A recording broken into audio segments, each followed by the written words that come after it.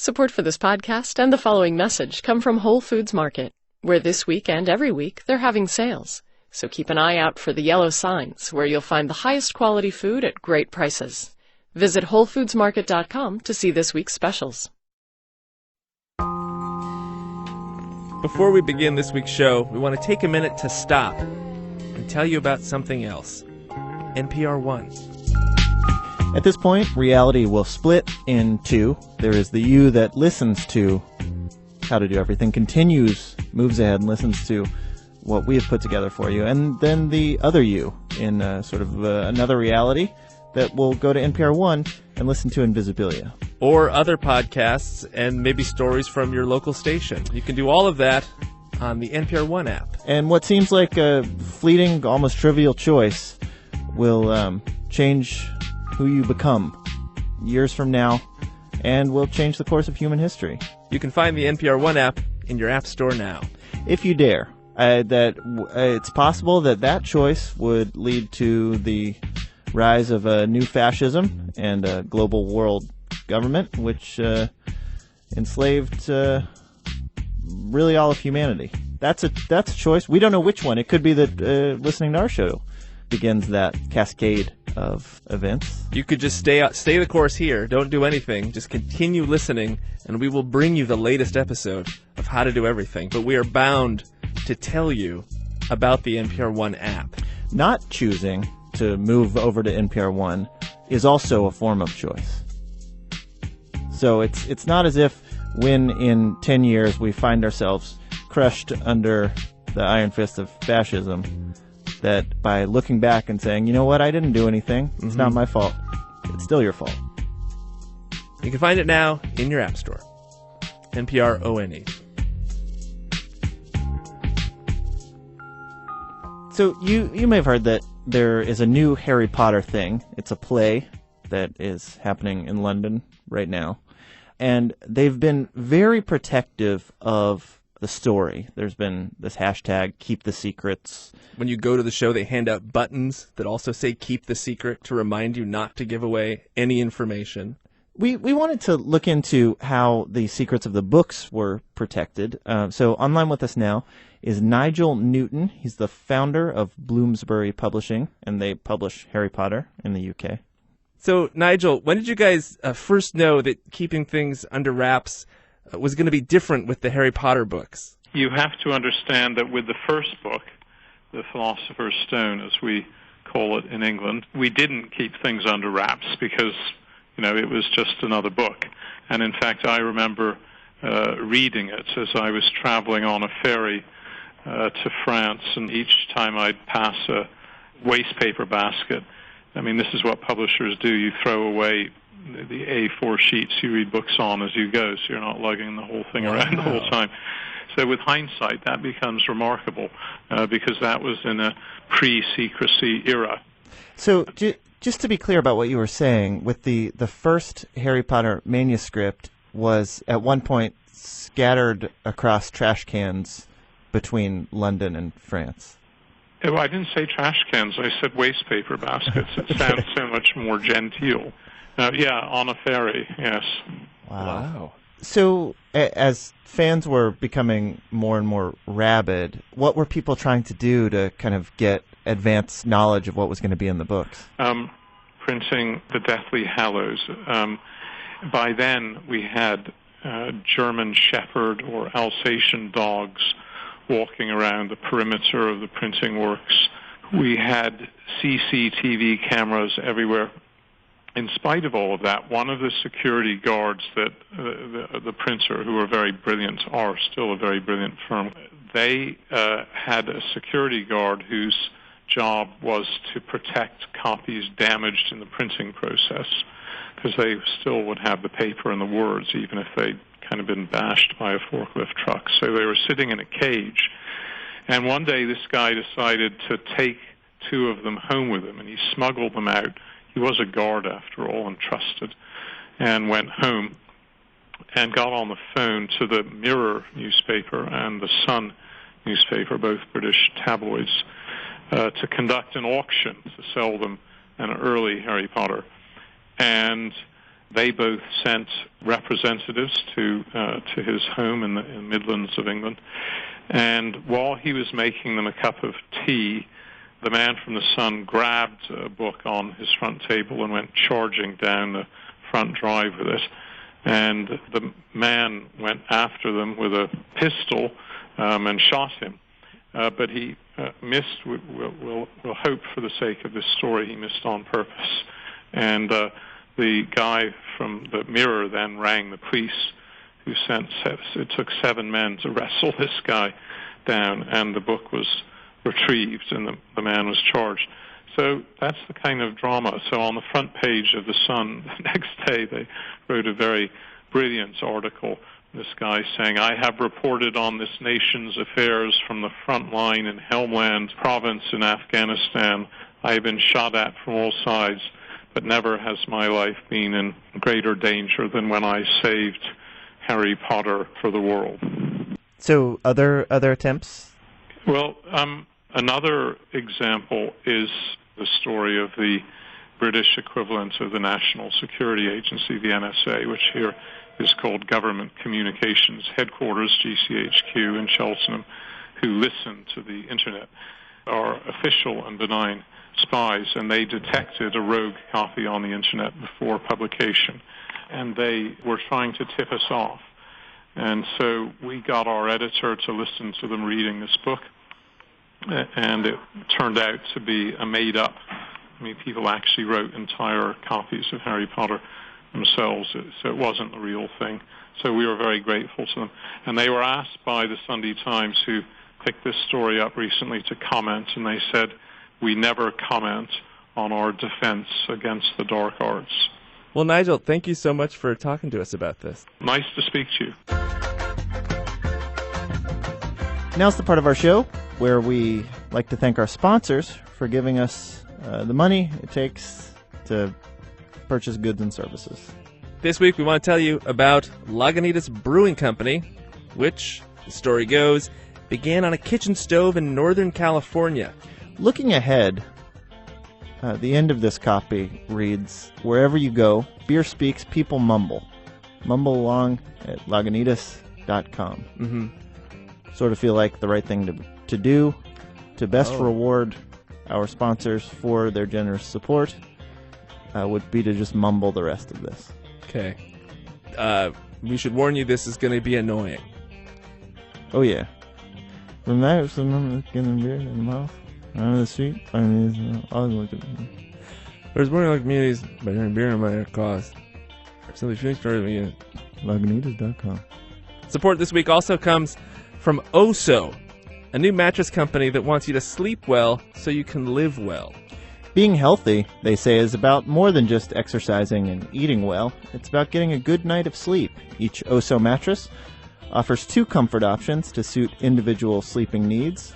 Simply rotate the mattress for firm or soft. Shipping is free, and with Oso's 101 night promise, you can try it risk-free. Promo code EVERYTHING will provide $50 off your purchase. Learn more at ososleep.com. 101 days, not 1,001 nights.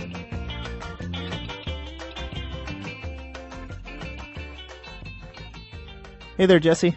What can we help you with?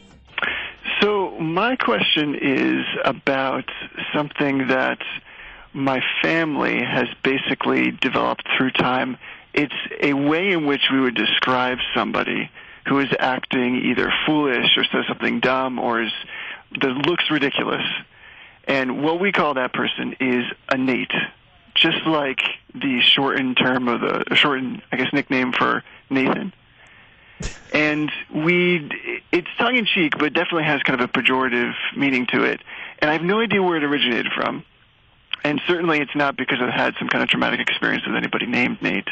Yeah. Although when I meet somebody by that name, I certainly have a strange feeling toward them initially. But I was recently speaking with a friend who was admitting this very thing. And he said to me that in his family they do the same thing, but they call them Chucks. Chucks. Yes, as in, Chuck, short for Charles.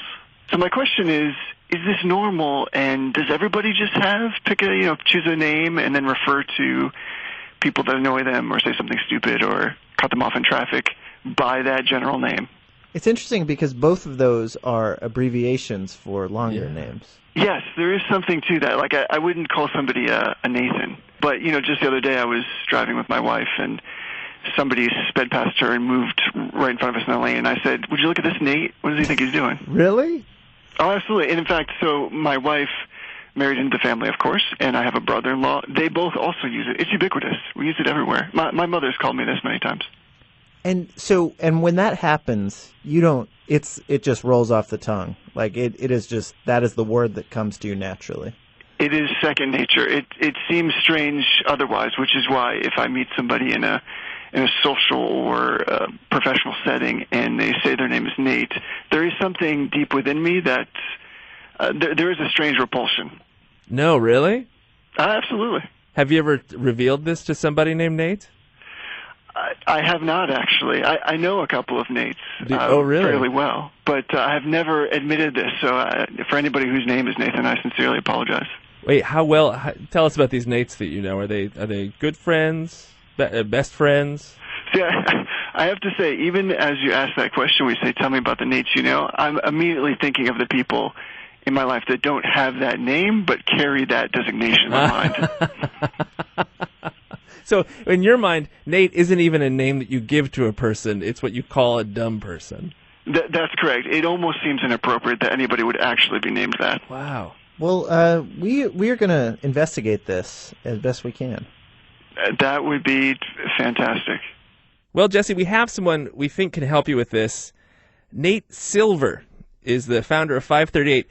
And the man we all turn to for all kinds of statistical analysis. Also, the most famous Nate we could think of. So, Nate, what do you think of all this? I have never heard that before. I mean, I've heard people get annoyed with me and call me Nate. Yeah. Or Nathaniel, my parents would probably call me. But as a Nate, how does that feel, I guess? I guess I feel insulted, but I can understand. I mean, Nate's like, it's a 4-letter word. It's using all kind of all 1-point Scrabble tiles. So if you're going to have a name that common, then you ought to be ready for it to stand in and have multiple meanings, or it's kind of odd that Nate doesn't mean something else. John, for example, means many different things apart from the name John. Yeah. Right? But Nate, I mean, it probably should stand for something apart from just a 4-letter name. I mean, it's for you specifically. You're someone who people know to be or believe to be a very smart person, a very much on believe. Yeah. I mean, I guess there's also the Nate side. My parents named me, technically my name is Nathaniel, and my parents chose Nate as my nickname because they were kind of anti-Nathan, in fact, and so I guess I have somewhat divided loyalties here. But, yeah, I mean, I think Nate's a good name, and it's, not overly common, and I guess I do feel a little bit upset if it's being used in that way. But I still want to know more about the people who are using it like that. Jesse and his family. Yeah. Just them? I think, yeah, and I think it's also spreading then as people marry into Jesse's family, it then spreads to the in-laws. Well, I don't know if they're prolific at having children or not, but it could be, there could be as many as 15 or 16 people using it a generation from now. Yeah. Hey, Nate, if you had to think about a way that you could use your name, Nate, as a verb, like you can jimmy a door, what would be the verb? What action would be conveyed by nating something?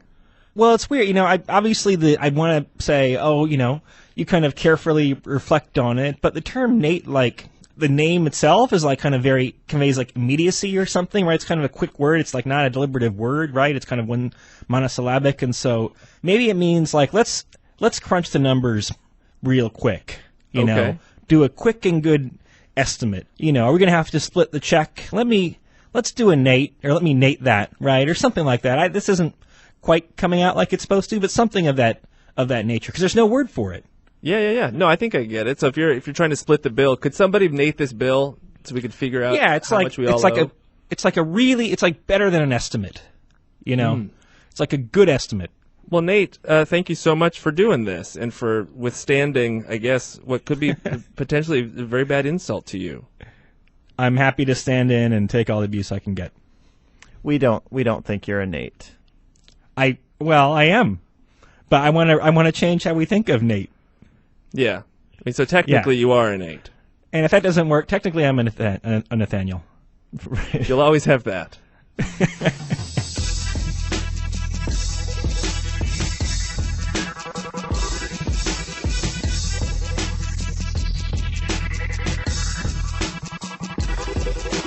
Hey, Ben, what can we help you with? Oh, I have soccer dad problems. I know how to play soccer. I played soccer as a child. I'm versant in sports, and it's not like I'm sports illiterate or non-athletic. I mean, I'm not very good at it. But, I know how to play the game. My daughter is 11, Okay. and she's on a league, local league, and it's very competitive, very high-powered, high-paced. And going with that is parents and fathers, maybe more vocally on the sidelines, who are very skilled and very confident in the kinds of both encouragements that they yell out and observing slights that the referee has done, or pointing out things that the girls should be doing. Mm. And I feel limited in this. Like, I really don't have anything to yell. Right. The one thing they always say all game long is, send it. Send it, send it. Like, they always want the girls to send it. Well, Ben, what do you do during the game?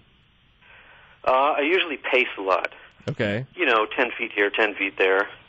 I mean, my experience with, kids' sports is pretty limited, but my impression is that the dads who yell are actually the worst people.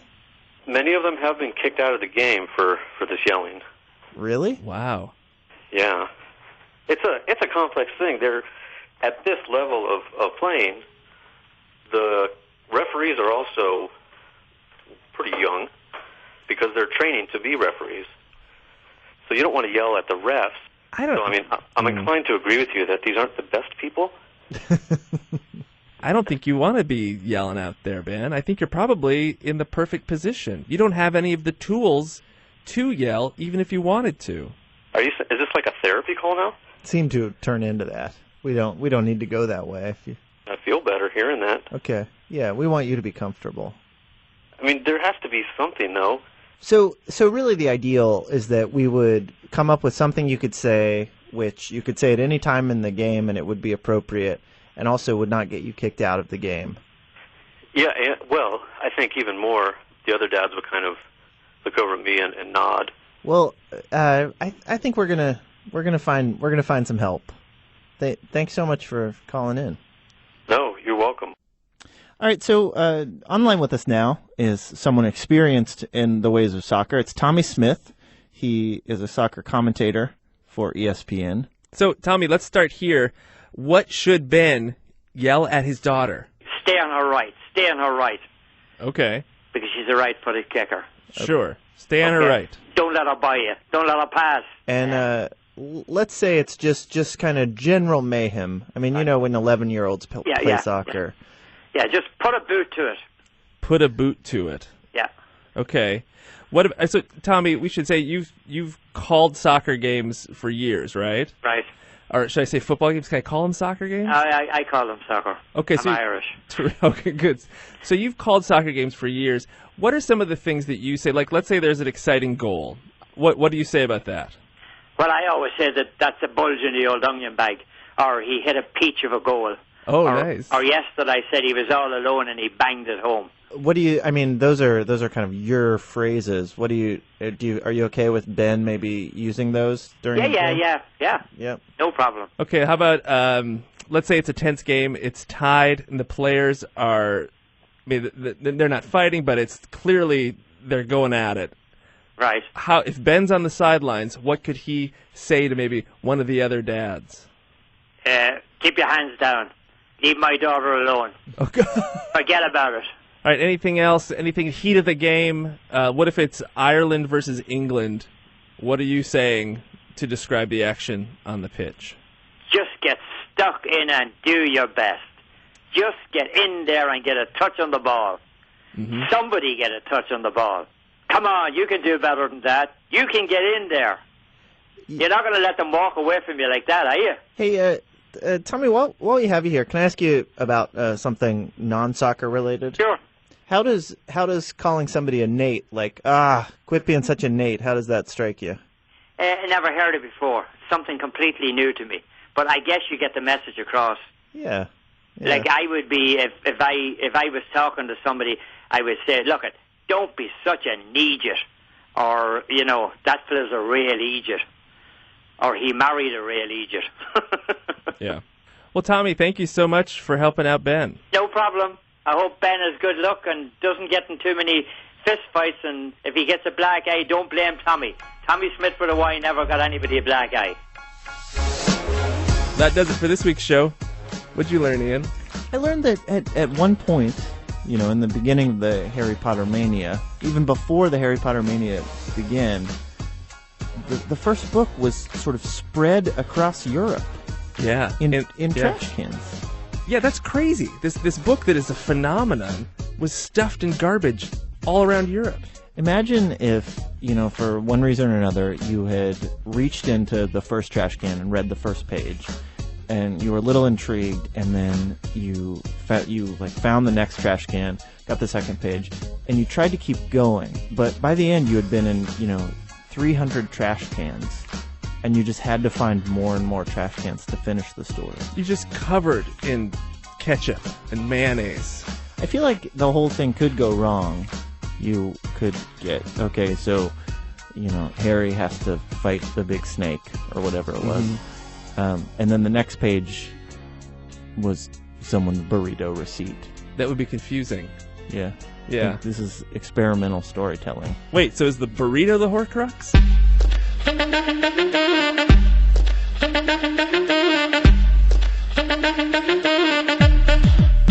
How to Do Everything is produced by Natia Wilson with technical direction from Lorna White. Our intern this week is Jenny Hill. Happy birthday, Jenny. It's nice of you to come in on your birthday and do all the hard work that we ask of our interns. You can send us your questions. Send them to us at howto@npr.org. Our website is howtodoeverything.org. I'm Nate. I'm Mike. Thanks. Well, if you decided to listen to this podcast, now this podcast is over. And it's time for us to tell you about something else. And today that's Invisibilia. They're back with a new season about invisible forces that shape human behavior. This week, hosts Elise Spiegel and Lulu Miller take you on a journey to an Ohio prison. They've been imprisoned for a series of carjackings. And we don't know if they're going to get out. It's going to be great. You can listen and subscribe to Invisibilia at npr.org/podcasts and on the NPR One app.